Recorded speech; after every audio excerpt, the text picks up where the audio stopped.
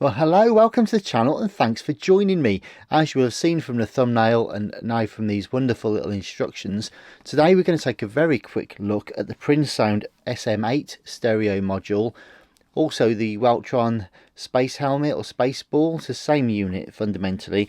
So this dates from around 1971, I think, so it's super early, back in the days when, of course, we'd not long had the Apollo moon landings and everyone was still fascinated with space and the cleanliness of design and futuristic stuff and all of that. Now, before I show you the unit proper, I want to say this was going to be an unboxing video, and I'd got it out of the box. In fact, you can see remnants of the packaging material here, all the polystyrene balls and what have you, and I realized it wasn't recording, so that was very clever on my part. Not, but anyway, I've literally, like I say, just got this out, so we get to try it out and see if it works. So just a quick backstory on these then before I show you the actual unit. Now, these come up now and again. They're not common by any stretch, but you can get them infrequently here in the UK, and I've been looking for one for quite a long time, to be honest. I think they're super cool looking units, and now they're actually older than me. These things are sort of over 50 years old, and I've always been fascinated by them and really kind of wanted one for my personal collection. And the ones that come up for sale are generally pretty tired, tatty, cracked, very discoloured, parts missing, all that kind of stuff. And so I've always thought, well, it's a lot of money for what it is, and never got round to buying one. But I've decided that now was the time. It's either now or never. And I've been watching some overseas, actually. There's a few of them over in the States, and it's such a shame in many respects, because I've been sent some really good offers. You know, when you're watching things on eBay and the sellers can send you offers sometimes, and I think, if I was in the States, I'd bite their hand off for that price. But by the time you've paid for the shipping and, you know, insurances and import duties and VAT and all that kind of stuff, you end up paying literally 3, 4, sometimes 5 times the price just to get it landed. And because there aren't many in the UK, the ones that are either fiendishly expensive or pretty much smashed up and not very nice. So anyways, I had the opportunity recently to buy one for not cheap by any stretch, but relatively sensible price in good, clean overall condition. And it came with this. So here's the instruction book for it, which I'll show you in a second. But I'm just giving you a quick bit of backstory before we get to the unit proper. And it was totally complete, this one. The aerial isn't snapped in like they are in so many of the units, and it looked nice and clean overall, and I thought, yep, I'll go for it. So I promptly bought it, and then a few days later the chap wrote to me and said, oh, I've removed the aerial for transport, and there really is no need, to be honest, on this if they're packed properly, but the aerial is so short. He said, but I've removed the aerial, but unfortunately I've lost the screw and something's rattling inside. Do you still want it? And I'm like, oh really? One of the main reasons for buying this one is that the aerial was intact, and like I just said, you know, it was all complete, and now there's something rattling which may or may not be related to the aerial, and he's lost the screw. And you know, I thought, you know what, yeah, I'll take it, I'll still have it.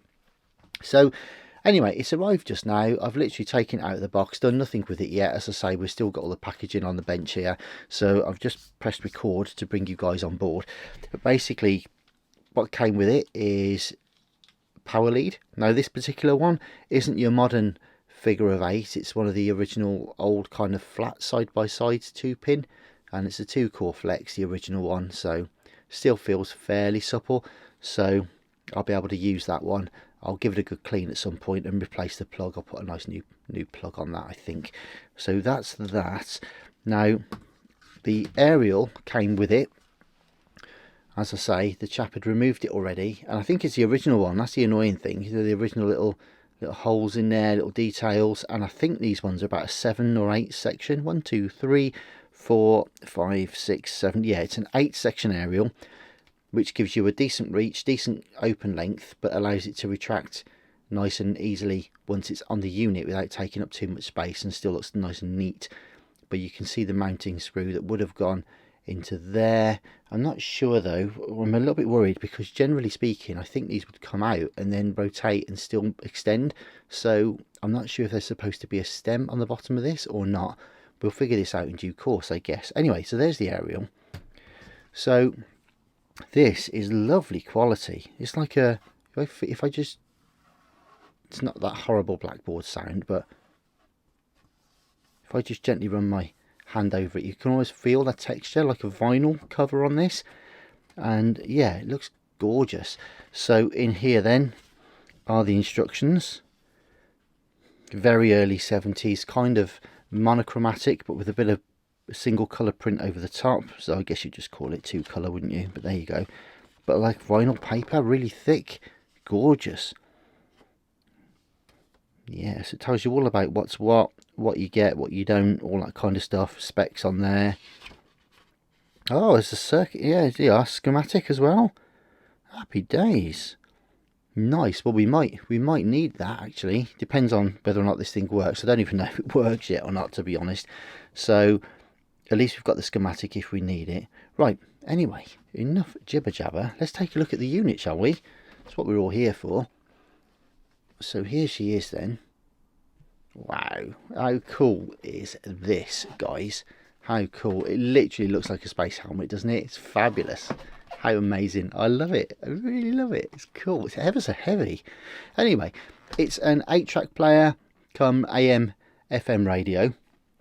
Where do I start with this? Right, in no particular order then, we have got the 8-track cassette there, which I've got to say, that's got a real bite to it. That spring, that's lovely. I don't think this has been played much, you know, not as a 8-track player anyway. Maybe the radio, but that's got a real good spring to it, and it's not scuffed. Yes, it needs a clean. The whole thing needs a polish. The bezel is pretty grubby and what have you. But normally, you know, years of putting 8-track players in and out of this generally marks up and scratches the door, but that's not at all. Let's have a look down the. Yeah, the head looks really clean. I don't know if you can see down there. It's creaking away on that vinyl. Let me try and put a torch down there. I don't know if you're going to see anything in there, but suffice it to say, if I zoom you in a bit, can you see that? So it's all the contacts are clean in there. There's no dirt. The switch, the little contact switch to select or change over the track is clean. Nice. I'm quite hopeful about this then.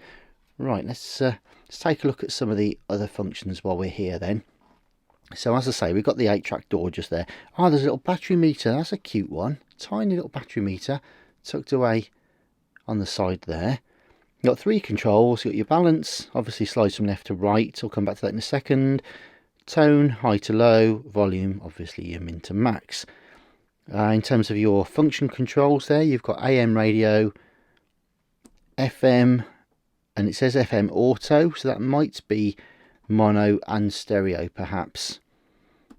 And then tape over there, which of course is 8-track, not your cassette tape, being from the 1970s. Yes, I know the cassettes have been around since about 1966, but you know what I mean. The primary sort of home units at the time, by 1970, 71, still had a lot of 8-track players in them. So there's your tune. I love this tuning dial. It's so cool. Oh man, look at that. It's like a speedo. It's like a car speedometer. Hang on, let's get you out of this light. There you go. Anybody remember that film, Jewel? Let's just get this. Which light is it? One of these is proper in a way, isn't it? Let's do it this way. There we go. Oh, do you remember when he's in that old car and he's being chased by the lorry? And he's trying to, and his car's overheating and there's water boiling out of the pipes and the radiator, and he's struggling to get up the hill with his speeds diminishing and the lorry's catching him. And oh, do you remember that? Yeah, look up the film Jewel. Classic. Brilliant. Anyway, so that's the radio dial cord, at least is working. So that's all good. What else have we got? So there's your main power switch. That's got a nice clunk to it. We'll come back to that then hopefully in a minute, see if it works. We've got a program selector switch. We've got, I think that might be a power, is that a power button? Don't know if that's an LED or not. There's definitely an LED there for stereo, and I can see just through here there's tiny little marks, which must be, yeah, if I catch it in the right light, I think there's little lights behind there for your program for your tracks as well. 1, 2, 3 and 4. Right, okie dokie. So what else have we got? Oh yeah, so I was talking about the balance then. So the speakers on this are mounted on the sides, not front facing or anything like that. So the balance left and right isn't quite going to give you the kind of you know, front out. It's going to point right out to the sides, which could be interesting. But then I suppose that's when the balance might become more useful, depending on the inclination of the unit and whether it's in a corner somewhere and you want more or less out of one speaker, I guess. So that's that. There's also this really cool handle. Look at this. Nice. And I'm just gonna, yeah, there we go. I'm not going to carry it around on that because it's such a lovely handle that comes out. And it's actually very well made. It's thick plastic there. You've got genuine metal bars that hold it in place. But yeah, and that's really cool. I like that. There you go. But I'm not going to risk it. It's going to be quite brittle, this plastic, after all this time. So I'm not going to carry it by the handle. So that's that. Right. Okay. What else have we got? There's a little chrome. Don't know what that's for. Let me know if you know. Little chrome peg on the top. I'm not sure what that is. Right, okay, you've got external speaker out on the side just there. That's quite nice to have. There is like a rubber, I don't know if that's a suction plate or maybe that's probably just to protect the surfaces, I would imagine, from this plastic on here, because you've got a swiveling, like, rotating base. So I would imagine that's just a grip so that you can rotate. I didn't even realise you could do that, so hang on. Oh, nice. Yep. So it's like an owl. Spins all the way around. Fabulous. Right, okay. So that's the front done then. So we're going to gently roll it forward. Right, and on the back, look at this. Now, a lot of these tend to get very badly dented and discoloured and bashed about. But this back plate is beautiful. Very nice. 8-track stereo tape player. AM, FM, multiplex. 13 diodes, 25 transistors. I wonder if any of them have given up the ghost or whether this will still work. Made in Japan, and it is good for here, so it's AC 240 volts. I can live with that, thank you very much. So what have we got in here then?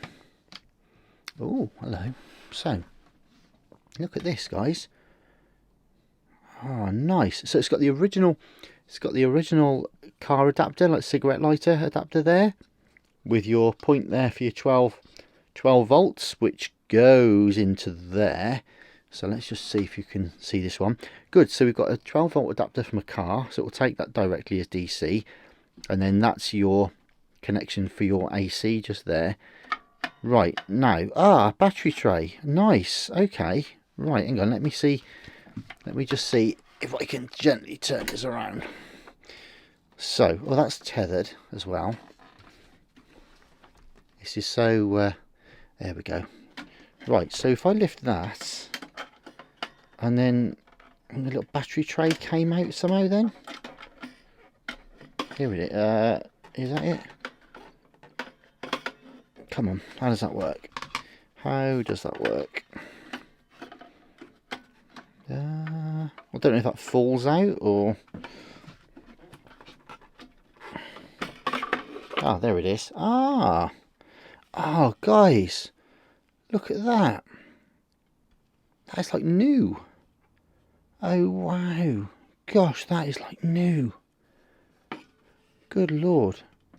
That is spotless. Look at it. Look at that. So it takes 8, obviously it's 12 volts, so 8 D cells, 1.5 volts each.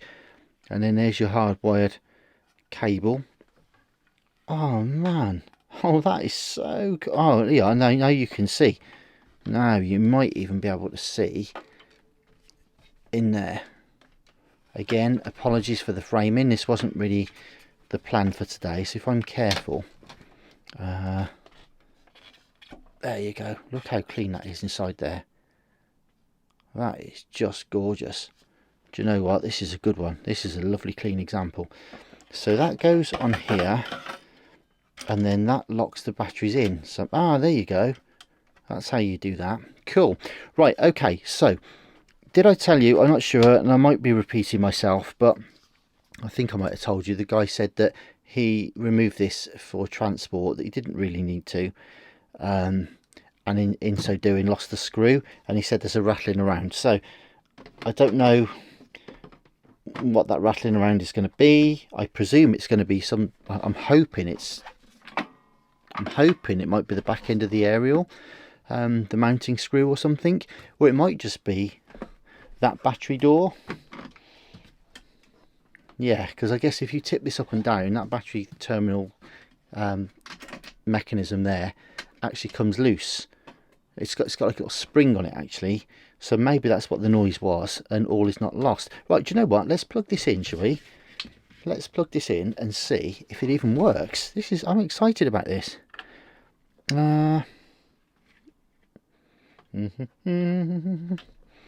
Right. Okay, here we go. Plug it in.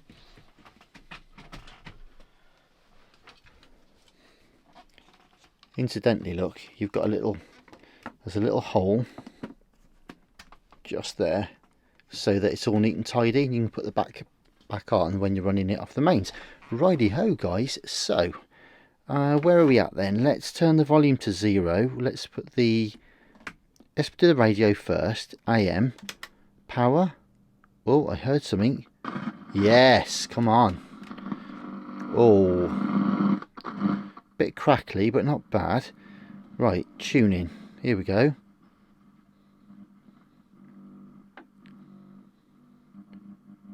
Let's see if we can get anything.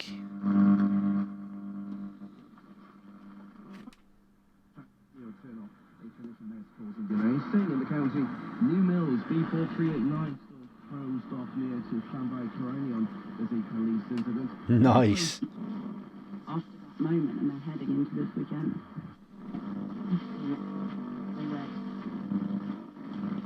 Let's check down here for some long wave.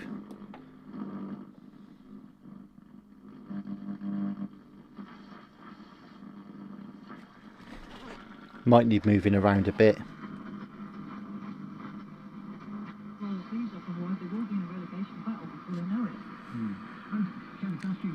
Okay, good. Well, we are getting some sort of AM. That's okay. Right. FM then. Now I'm going to turn the lights off. I'm going to turn the lights off just so we can see if we can get any lights on here, and also it'll stop the interference a bit from the FM. Here we go. Come on. Of course, we haven't got an aerial, have we? Because the guy who sold it helpfully took that off.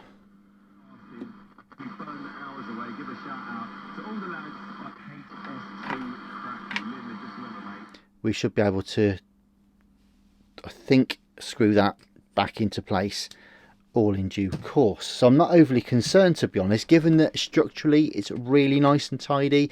It's actually quite clean, you know, in terms of all the parts are here and there's nothing nasty going on. I think we're all good. Right, so we haven't tried the 8-track yet, and let's have a look. Right, I've got Roy Orbison here.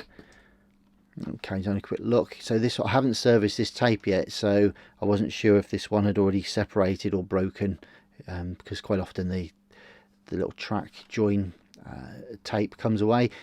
This one looks like it's intact. Whether it will stay intact is anyone's guess. Right, so what do we do? Put it over to tape. Oh, what I noticed, by the way, if you listen to the volume,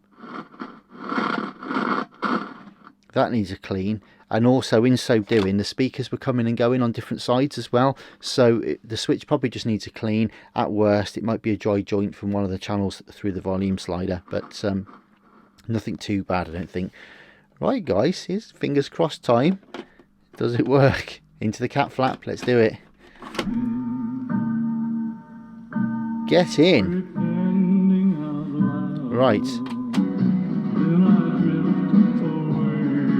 Nice.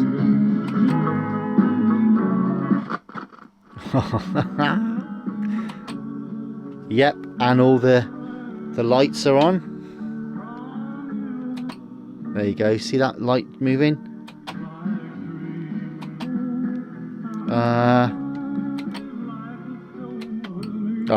4, 1, 2 is not working, 3 is. Okay, so 1,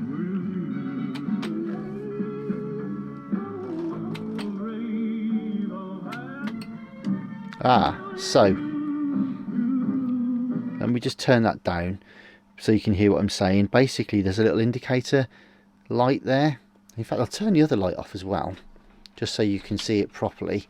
So we're currently playing track 4, and there's a little light to tell us that. I think that's supposed to be a light to tell us for the power as well, but that's not illuminated.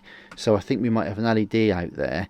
And if I go to track 1, you can see that that one's come on. Track 2 is not working. Track 3 is. And track 4 is. So I'm just going to run through that one more time, because I think 3 was playing up just then as well. Right, 1's okay. 2's not. Yeah, see, 3's not working now. The next one should be 4. Yeah. So, I'm not overly familiar with this mech. Let me just take this machine back. Actually, listen again. Oh, there's something about 8 tracks. I just want to leave it running, but I'm not allowed. That'd be great. I love it. Right, okay. So, yeah, basically then, it looks like the FM... with the FM stereo light, we don't know yet, because we haven't got a strong enough signal because of the aerial's not attached. Power, the little red dot there, I think is supposed to be an LED, so that needs sorting. Number 3 is intermittent, and number 2 is not working at all. That might be something to do with the engagement for the track, but I'm not sure exactly how that circuitry works, whether it's a mechanical thing not quite engaging with each track, or whether there's a dodgy light on 3 and maybe 2's not working at all because that LED's gone as well.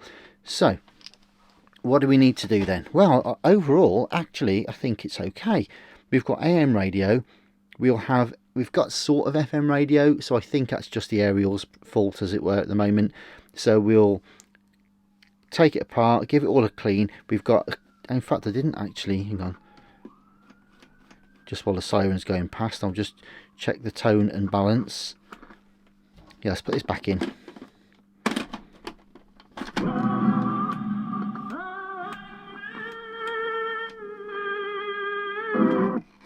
There we go. Just check that real quick, and they're running full and free and smooth and quiet, so that's okay. So basically, just going to clean the volume pot. We'll investigate what's going on with these LEDs for the power and tracks 2 and 3, possibly the FM stereo. Change the belt on this. It should be a nice easy job on the 8-track mechanism itself. We'll clean up and re-lube and just free everything up nicely as well. It looks mega clean in there, so there's not going to be a lot to do, but we'll find that the grease has probably just dried up and gone a bit hard on us over the years, so we'll just loosen that up a little bit, maybe put a touch of fresh grease where we need to.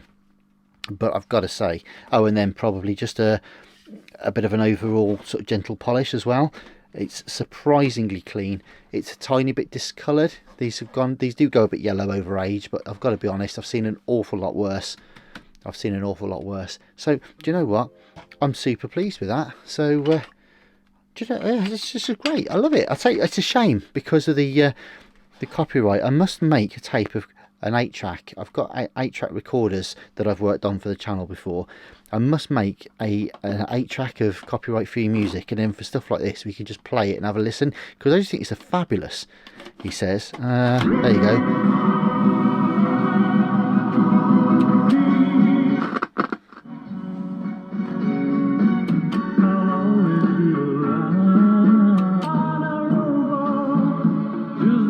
See, 3's on now, and I'm wondering if that's because this switch itself is a bit sticky. I think we need to clean the actual program switch a bit as well, and that's not helping. So sometimes it's working,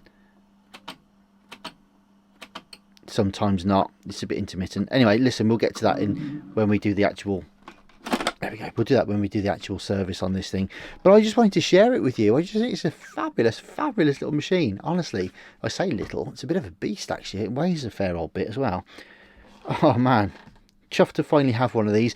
By the way, there's a headphone socket right front and centre underneath, just in case I didn't mention that. blithering on a bit now, but I love it. It's a fabulous little thing. Yeah, okay, here we go then. The SM8 from Prinzsound, or Weltron 2001. And there she is. So thanks ever so much for watching. I'll be back real soon because I'm quite keen. I'm genuinely excited. And I really want to get this one up and running and you know, to perfect health, to be fair, so we can start enjoying it around the house. So yeah, stay tuned. Please subscribe. Thank you ever so much to those that are subscribing already. Really appreciate your viewership and the time that you take to watch my videos. And yeah, I love your comments as well, so do keep them coming. Check out some of my other videos. Obviously we do 8-track stuff. I've got boomboxes, Walkmans, vintage electronic games, all sorts of stuff. So if any of that takes your fancy, check out some of my other videos. I'll be back soon, but in the meantime, you guys and gals all stay safe, and I'll be back soon. So see you then. Thanks again. Bye bye.